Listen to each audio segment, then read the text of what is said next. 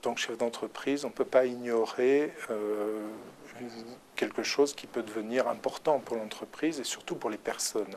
Donc on se doit de prendre l'ensemble des précautions que l'on juge nécessaires et qu'on nous désigne comme nécessaire de manière à garantir la sécurité des personnes. Il y a quelques mesures qui ont été prises ici par la direction, notamment de ne pas se dire bonjour, enfin de se dire bonjour mais de ne pas se serrer la main, d'éviter les contacts, d'essayer de se laver les mains le plus régulièrement possible.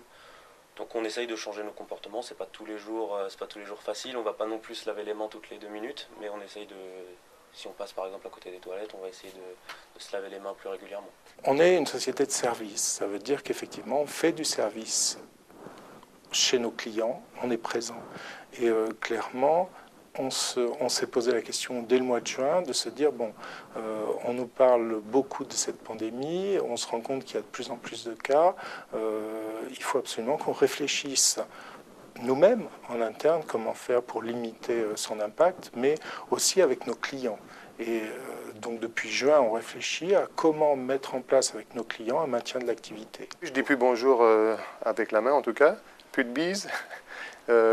J'ouvre ma fenêtre, vous voyez j'ai un produit avec de l'alcool, des choses comme ça.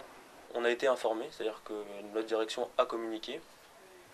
C'est peut-être pas le cas partout, donc la communication ça reste quand même déjà quelque chose qui peut apaiser les esprits. Si je ne pense pas qu'il y ait particulièrement de personnes qui soient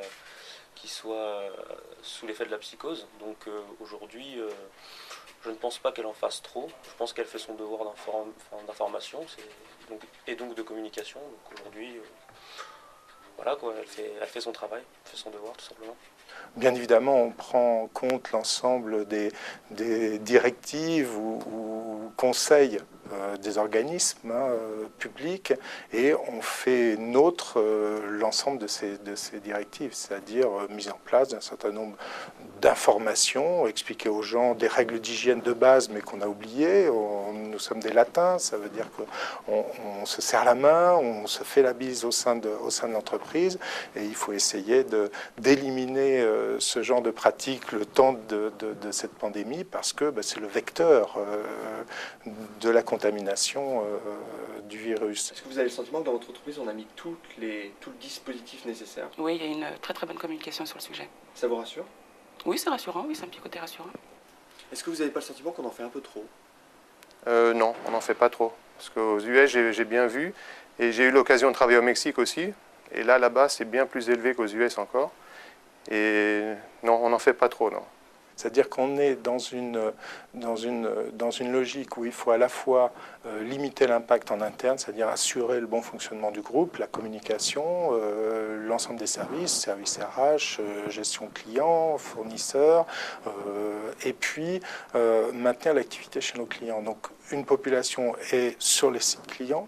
Pour celle-là, on est en train de recenser l'ensemble des éléments permettant de maintenir sur site l'ingénieur, le consultant, ou de mettre en place du travail à distance, du télétravail. Notre outil me permet de me connecter chez moi comme le matin en arrivant au travail, avec le même environnement et avec les mêmes données, puisque depuis que nous avons mis en place cet outil, l'ensemble de nos contrats sont dématérialisés. Donc toutes les données qui me sont nécessaires sont sur ce portail Internet.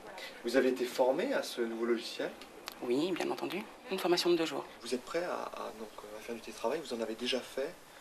Moi personnellement je n'en ai pas fait, mais effectivement vu que notre activité est principalement informatique, qu'il y a beaucoup d'outils qui nous permettent de rester en contact à travers Internet et que nous sommes bien équipés, en tout cas sur Paris et l'Île-de-France, il y a une bonne partie de l'activité qui devrait pouvoir être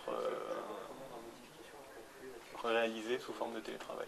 Ça veut dire que concrètement, aujourd'hui, l'entreprise peut être entièrement dématérialisée, tout le monde peut travailler chez soi? L'entreprise virtuelle, peut-être pas encore, mais on a identifié en fait que 3 postes sur notre site. Un poste qui est le poste de de la communication entrante, donc le courrier, le standard, les fax, il faut bien que quelqu'un réceptionne ça. On a identifié un poste, je dirais, beaucoup plus technique, qui est de faire en sorte que l'ensemble de notre salle informatique, notre matériel informatique continue à fonctionner, parce que si les gens sont à distance, ils vont se connecter sur nos serveurs pour accéder à des données, venir télécharger des choses. Et puis un poste de direction, donc où il va falloir prendre un certain nombre de décisions. La vie de l'entreprise ne s'arrête pas, donc c'est les seuls postes qu'on a identifiés comme devant absolument être sur le site. Tous les autres peuvent être en télétravail.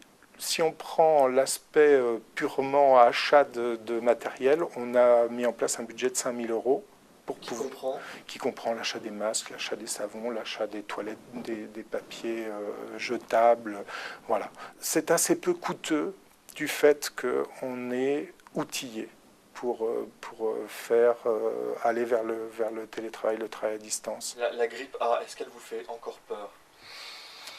Pas vraiment. Enfin, de ce qu'on a pu entendre, c'est surtout inquiétant pour les personnes qui sont déjà malades, enfin, qui ont des problèmes de maladies graves ou des maladies qui sont déjà bien ancrées. Enfin, donc ça ne me fait pas particulièrement peur. Je ne pense pas que je sois dans une population à risque. Voilà.